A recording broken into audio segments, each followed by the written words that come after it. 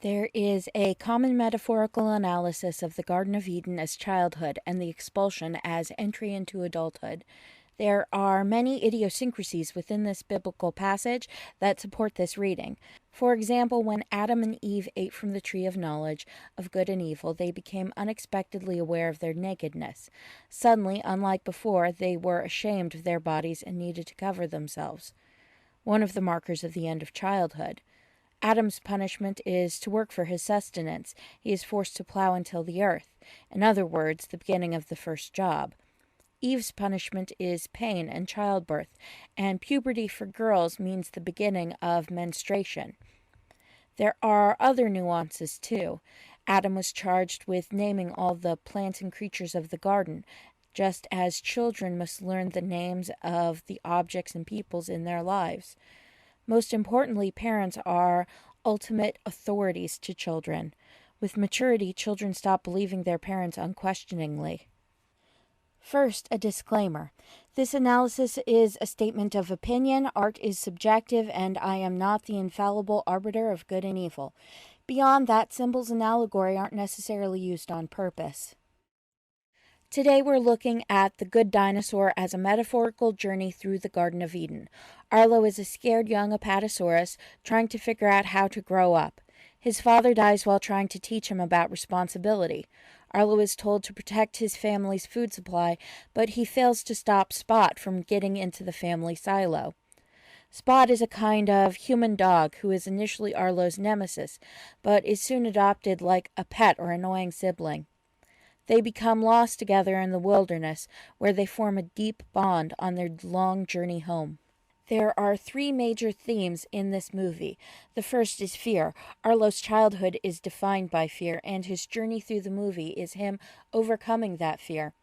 The second theme is about making a mark, for doing something big, for something bigger than yourself, a pervasive concept that turns up in every facet of the story. The third theme is naming, what our relationship is with those who name us, and what our relationship is with those we name, and how those bonds shape our identity. Fear drives many of Arlo's actions, and it is the primary obstacle he faces throughout the film. Fear prevents him from completing his chores, fear drives him away from his path, fear prevents him from protecting those he cares for. The movie, however, makes it clear that fear is not something he needs to destroy or eliminate from his life. On the contrary, fear is an elemental part of life, and he needs to learn to take action in the face of fear. His father refers to it as getting over his fear, meaning that he needs to surmount his fear, not simply excise it. The T-Rexes he meets tell him that fear is an important element in their lives. And beyond that, the character who says he lives without fear, that's the main antagonist. Courage is defined as action in defiance of fear. Fear drives all of Arlo's actions at the beginning of the film, but at the end he has learned to live with them, to embrace that as part of his life. This is symbolized by him first saving Spot from the flash flood, an elemental part of his biggest fear, and then leaving Spot with those who can better take care of him. By doing what's in Spot's best interest instead of his own, he accepts being lonely for the remainder of his journey. Only after he has faced his fear and traveled alone has he matured enough to leave his mark on the family silo. There are many visual signals that connect the good dinosaur specifically to the story of Adam and Eve, and beyond that to that conceptualization of Garden of Eden as metaphor for growing up. The most striking to me was the serpent with legs. The serpent from the Garden of Eden was punished by God to crawl on his belly for all of his days. So the snake from the Garden of Eden is traditionally portrayed in classic art as having limbs of some sort. Some biblical snakes have a beautiful human face, some have arms, one has wings. My personal favorite has little human ears. The good dinosaur serpent has adorable tiny arms and legs. The main characters find their serpent within a fruit tree that Arlo is immediately punished for eating from.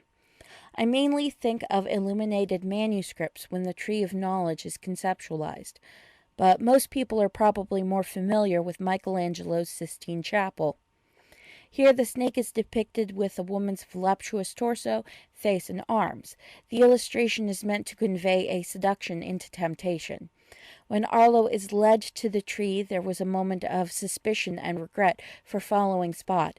Then again, when they all fell together once Arlo took a bite of the fruit. There is a frequently revisited theme of storms as God's will, both in the Bible and in this movie. The Bible has the storm of Noah, Jonah and the whale. The seventh plague is of hail. Frequently, God's wrath is meted out as a storm. In this story, a storm facilitates almost all of the action and conflict. A storm kills Henry, Arlo's father. A rough current carries Arlo away from home. A storm drives Arlo from his path. And the main antagonist, a bad prophet named Thunderclap, specifically states that he is following the storm. This character states that he is enacting God's will upon those he finds, claiming that because God has touched them, they are his. This adds to the foreboding presence of the storm. At one point in the movie, the storm even has a face. But it's an arbiter of obstruction meant to steal the protagonist's courage. Eventually it does. At the climax, Arlo is scared, but he's not blindly scared of the storm. He's scared to lose his friend. He is driven to take action over simple security, and he overcomes his fear. Making a mark is a significant rite of passage and implies the adoption of adult responsibilities. The main mark, as established within the framework of the movie, is the family's footprint on the silo. There are serious motifs everywhere reinforcing the importance of this action. Arlo is charged from the very beginning with making his mark. Making a mark is also visually coded as footprints and scars. These are things to be proud of, things that distinguish us. Making a mark or getting a scar are essential elements of growing up and becoming a contributing member of society, the quintessential rite of passage. While Arlo casts footprints and gains scars, he doesn't get to put his mark on the family structure until he returns from his journey. At one point, Arlo is struck unconscious. He has a vision of his father. First, he's rescued, but then led astray. The movie emphasizes that Henry no longer leaves footprints. It's a sort of double meaning here. On one hand, it makes him more Christ-like. He is walking on water and can do no wrong. On the other hand, since footprints are one of the codes for leaving a mark, the fact that he no longer leaves footprints very clearly removes him from the world. He can no longer do good works. He can no longer do any works. Arlo must make the choice to accept his responsibilities and abandon the safety of his father. He accepts his obligations, frees himself, and takes action to protect those he is responsible for. The visual representation of the characters is another element of the mark that represents adulthood. I stated before that modesty is a sign of maturity, so in a state of innocence, children don't care about clothes. The good dinosaur exists in a state of flux, because even once the characters reach adulthood, they still continue to go about naked. One of the ways the creators bridge the gap between these two states is with scars. Adults have seen turmoil, learned lessons, and earned scars, whereas children haven't. But then you still have a problem with Spot remaining in that state of innocence, but wearing clothes. The modern visual interpretation of cavemen pictures them as wearing animal furs, but that's not what the character Spot wears. That was certainly an option for Spot's design. Spot is carnivorous, we see him hunting animals, and the other cave people in the film are wearing furs. So why is Spot wearing leaves? It's a familiar pattern, one that's recognizable from about 1 trillion different depictions of Adam and Eve in the garden. I see this most notably once again in the illuminated manuscripts. In these illustrations, Adam and Eve are covered in leaves. They exist simultaneously to protect the delicate sensibilities of the viewers and to imply innocence. That is exactly their purpose in The Good Dinosaur. So, like Adam and Eve, Spot wears leaves. Most of the time when we conceptualize God giving life to Adam, we imagine God reaching out his hand and giving it to him like a candy bar. This is widely because of Michelangelo's Sistine Chapel. But the Bible describes this process as God breathing air into Adam's lungs. Then the Lord formed a man from the dust of the ground and breathed into his nostrils. Breath is a big metaphor in this movie and part of its visual symmetry. Henry breathes and the fireflies come alight, dispelling Arlo's fear. Then Arlo continues this action and breathes the fireflies alight, deepening his relationship with Spot and thematically connecting Arlo with his father. At the climax of the film, this action brings Spot back to life. Once again, fear is dispelled with a breath, and Arlo has taken on the role of his father from the beginning of the film. The movie begins with Arlo and his siblings being named. Some coming-of-age stories begin with seeing the characters born, but not most of them. Most of the time we learn character names through the context of the film. Most movies don't introduce characters the way The Good Dinosaur does. Both of the main characters are literally named on screen. In this movie, names are something bestowed by someone else. Arlo is named by his parents, and Spot is named by Arlo. While Arlo and Spot are given names, Thunderclap bestows one on himself, but attributes it to the storm. This marks him as a false prophet. Thunderclap shows us that we need to cast off the titles that were given to us by loved ones in order to take on new roles and names as appointed by the storm, aka him. In contrast, the pet collector is never named in the film proper, but bestows names to those around him, instantly creating a protective bond with those he names. Thunderclap has followers who he rules over and dictates to. The pet collector has friends.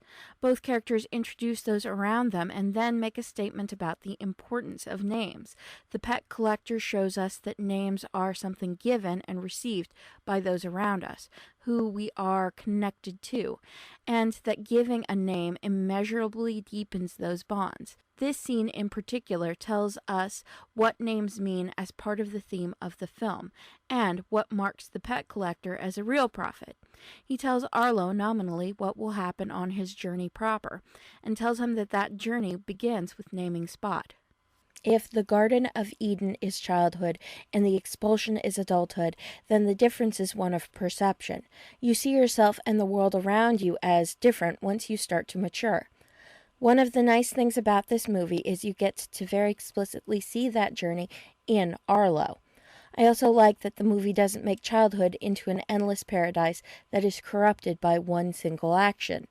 Arlo has responsibilities both before and after his journey, and they don't simply change because he has grown, but in his mind, earnest work changes from something he just needs to do to something that he wants to do so that he can follow in his father's footsteps.